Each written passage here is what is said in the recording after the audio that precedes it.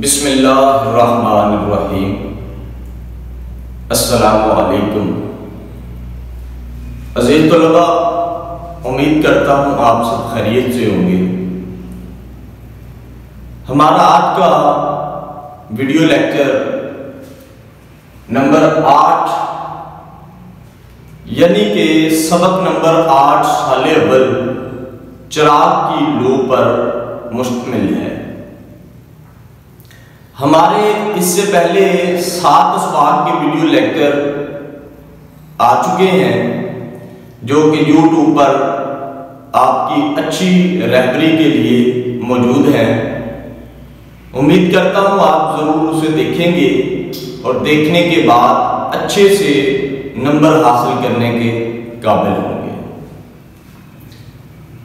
आगे बढ़ते हैं सबक की जानिब। इस सबक का उन्वान चिराग की लो, मुसन्निफा है इसकी हाजरा मसरूर। अगर ये कहा जाए कि उर्दू अदब की अफसाना निगारों में ख़वातीन अफसाना निगारों में अगर कोई नुमाया नाम है जिसने आम बंदे की जिंदगी, गुर्बत के मसाइल, बेबसी और जुल्म और सितम को इस माशरे के अंदर उजागर किया, तहरीरों में भी, तकरीरों में भी और लफ्जों की एक कारीगरी के अंदर भी, उर्दू अदब की बेहतरीन अफसाना निगारों में शुमार होता है जनाबे हाजरा मसरूर का। पहला अफसाना इन्होंने लिखा था लावारिस लाश। अंजुमन तरक्की पसंद मुसन्निफीन में इनका शुमार होता है। अंजुमन तरक्की पसंद मुसन्निफीन की रुकन भी ये रह चुकी हैं, यानी कि ऐसी अंजुमन जिसने तरक्की पसंद जो एक तहरीक चली थी उसके जितने भी मुसन्निफीन थे उनकी ये भी रुकन थी। रिसाला नकूश की मुरतबा, यानी कि पिछला जो हमारा वीडियो लेक्चर है उसमें मैंने बताया था कि अहमद नदीम कासमी रिसाला नकूश की इदारत करते थे और उसकी मुरतबा यानी कि मुरतब करने वाली, तरतीब देने वाली हाजरा मसरूर है। सबक का तारुफ, गुर्बत के मसाइल, गरीबों की अधूरी ख्वाहिशात, सरमायादाराना निजाम की खराबी और गरीबों का इलाज, एक खौफ, बाप की मोहब्बत और उसकी मजबूरियां। माखज़ है इस सबक का सब अफसाने में। अब सबसे बड़ी बात है, सब अफसाने मेरे ये इसका माखज़ है और सबसे पाए का ये इसका एवार्ड याफ्ता अफसानवी मजमूआ है। हम आगे बढ़ते हैं। सबक के अहम निकात हैं, लेकिन इसको पहले इस हिस्से को शुरू करने से पहले मैं आपको ये बता दूं, सबक नंबर 8 साले उर्दू लेक्चर 1 है अव्वल, यानी कि ये इस वीडियो लेक्चर का हिस्सा अव्वल है। इसका हिस्सा 2 और दूसरे लेक्चर में हम आगे दोबारा बात करेंगे जो इसकी कुछ चीजें रह गई होंगी तशरीह के एतबार से, उसको हम उस लेक्चर में देखेंगे। बकौल बुकरात, जिंदगी का वक्फा निहायत कलील है, अगर मुसीबत हो तो ये काफी तवील है। बड़ी खूबसूरत उन्होंने बात की कि जब इंसान जो है ना, वो जैसे कि मुझे शेक्सपियर की बात याद आती है। शेक्सपियर ने कहा था, action and player make the time seem shortly. अगर इंसान खुशी में हो या काम पे लगा हो तो वक्त को पर लग जाते हैं। इसी तरह से बात उन्होंने की है। सबक के अहम निकात हैं, बात के इंतजार में अच्छन और घर की हालत न गुफ्ताब है। नंबर 1 निकात है, सफेद लिबास में मलबूस ढांचे, बात की आमद और इसका बीड़ी पीना। और ये बड़े दुख की बात है कि एक बाप और फिर गुर्बत के मसाइल, गुर्बत ने घर में डेरे डाले हों, फिर बाप का बेड़ी का कश लगाना और बेटी की हालत क्या बनती है। चिराग की रोशनी में अच्छन की हैयत, यानी कि उसका जो अंदाज था, उसका उठना बैठना था, देखना था, दीवारों को, घर को, आसमान को, छत को, बाप को, अपने आप को, ये सारी चीजें बयान उसने की हैं। फिर वो कहती है अच्छन की माँ की वफात और बाप की भाग दौड़, ये हमारा नंबर 5 नुक्ता है। माँ के बाद अच्छन को भी वही बीमारी लाहक होना, बाप की माली हालत, लोगों के मशवरे और बाप की परेशानी, चिराग की लो बढ़ाने की इल्तिजा अच्छन की, यानी कि बेटी ये इल्तिजा करती है कि बाबा मैं चिराग की लो बढ़ा लूं, लेकिन मेरे ख्याल से गरीब बंदा अपनी जिंदगी ऐसे गुजारता है कि वो कम से कम अच्छी से खाना तो बड़ी दूर की बात है, उसे रोशनी तक भी मुहैया नहीं होती। मैं तो शुक्र बजा लाऊंगा करोड़हा दफा उस रब्बे कायनात का जो यकसां हर किसी को रोशनी, हवा, पानी और बारिश मुहैया करता है। अगर हमारे बस में हो तो हम कभी भी दूसरों की छत पर बारिश ना आने दें, दूसरों की छत पर पानी ना आने दें। ये उस रब्बे करीम का करोड़ शुक्र है कि वो सब पर यकसां रहमतें बरसाता है। बाप का गुस्सा और अच्छन की बेबसी, ये भी एक बहुत बड़ा नुक्ता है कि बाप किस तरह से बेबस होता है और फिर अच्छन की हालत क्या होती है। बाप को गुस्सा इसी वजह से आता है कि क्योंकि उसके पास तो कोई चीज होती नहीं है। फिर मुझे यहाँ पे एक बड़ा खूबसूरत शेर याद आता है, मुफलसी हिस्से लताफत को मिटा देती है।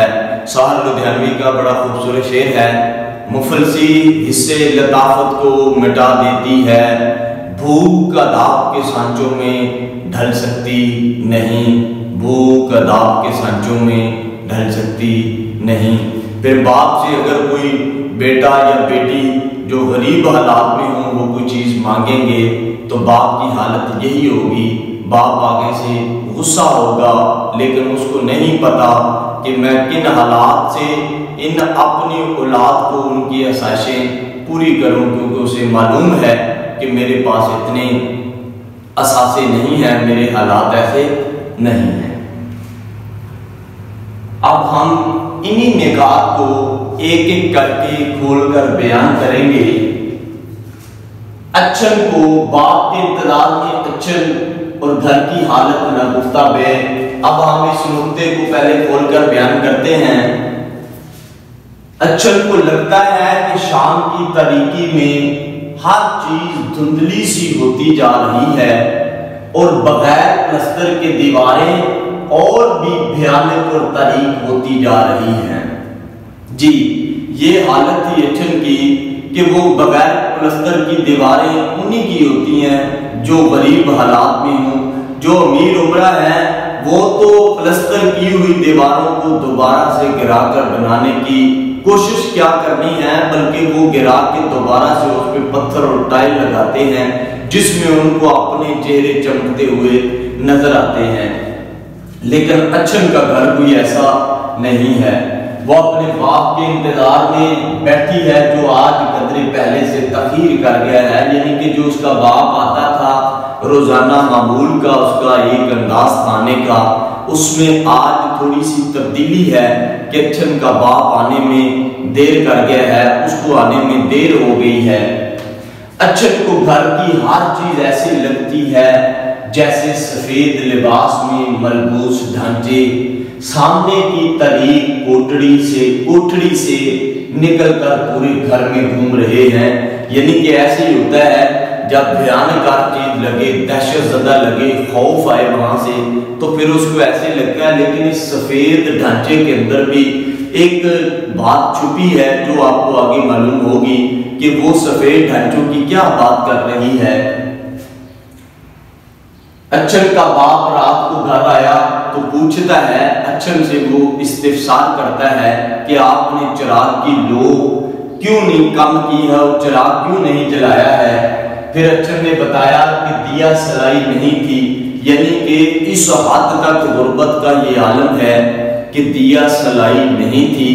दिया सलाई के ना होने की वजह से अच्छन दिया नहीं जलाती और फिर बाप को और ज्यादा बाप उठता है, उसको एहसास होता है कि यानी कि इस हद तक ये गुर्बत के हालात हमारे हो चुके हैं कि दिया सलाई भी नहीं है। बाप ने बीड़ी सुलगाई तो इसका चेहरा काफी वहशतज़दा था जी। जब बाप बैठ गया और अच्छन ने दिया सलाई से जब चिराग जलाया तो फिर उस वक्त बाप का चेहरा उसको नजर आया। जब रोशनी पड़ी तो अच्छन को काफी वहशतज़दा लगा। बेटी चिराग जलाकर वहीं टेक लगाए चिराग को तकने लगी। फिर गरीब बंदा अपने हालात पर टिकटकी बांध कर देखता है और वो रोने की कोशिश भी करे तो उसे रोना नहीं आता। यही हालत अच्छन की थी। अच्छन चिराग को तकने लगी। 2 साल पहले अच्छन की माँ बीमारी के हाथों जिंदगी हार गई थी जी। पहले इसी तरह 2 साल पहले की बात है कि अच्छन के घर में गरीब गुरबा के हालात ऐसे ही थे, शुरू से ही फाकुन पे आए हुए थे।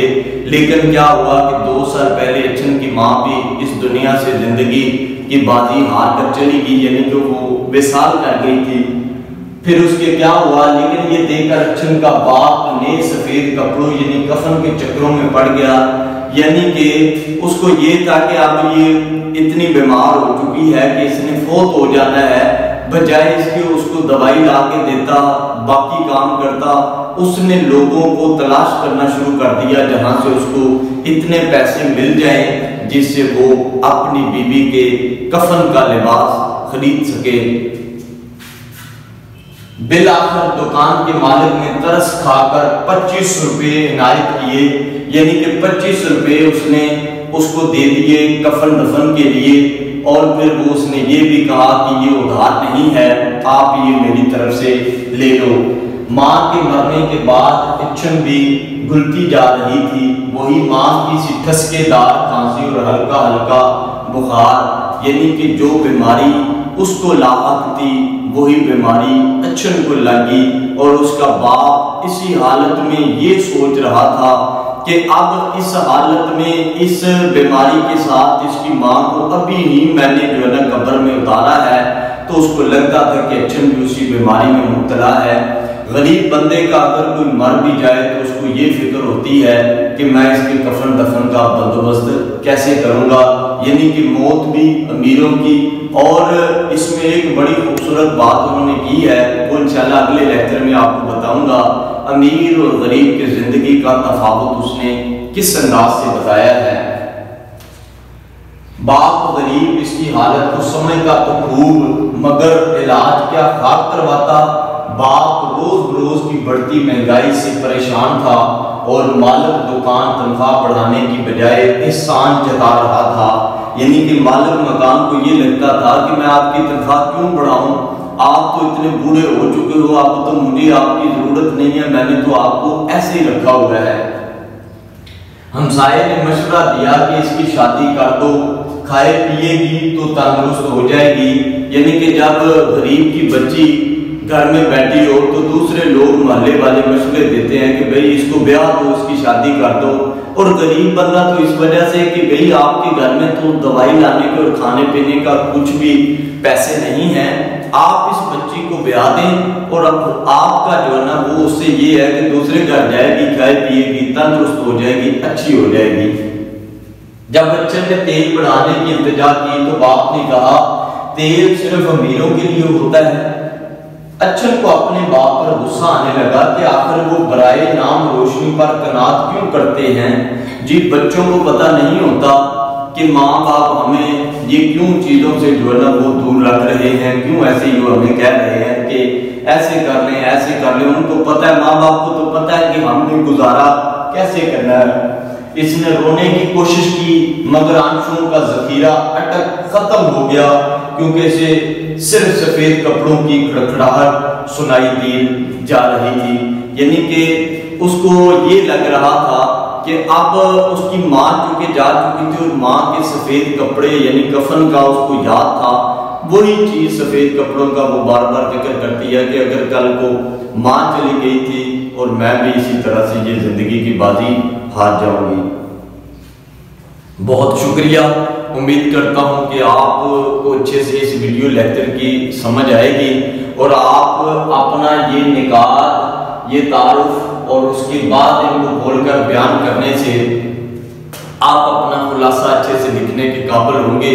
और मैं एक बात आपसे कह दूं कि ये जो बुकरात इस तरह का अक़वाल मैं लिखता हूँ, आपने कोशिश करनी है कि इनको याद कर लेना और आपने इसी तरह से इसको मार्कर के साथ नुमाया करके लिखना है।